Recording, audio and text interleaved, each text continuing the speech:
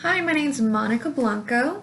I currently live in Dodge City, Kansas, and I teach at Dodge City Middle School as a sixth grade social studies teacher. This is my first year teaching in a middle school setting. The year before, I taught at a local elementary school as a fifth grade teacher, and the year before that, I completed my student teaching. So this is my second year as an educator.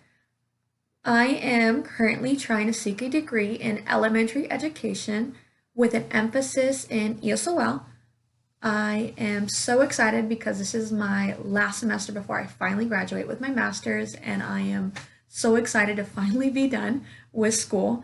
What I would like to take away from this course is being able to gain just different instructional strategies that I can use within my classroom in order to keep my students engaged with the lesson and motivated to keep learning.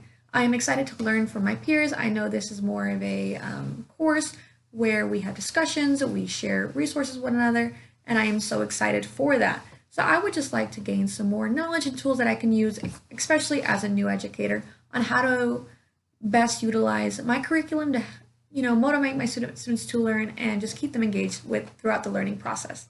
Thank you.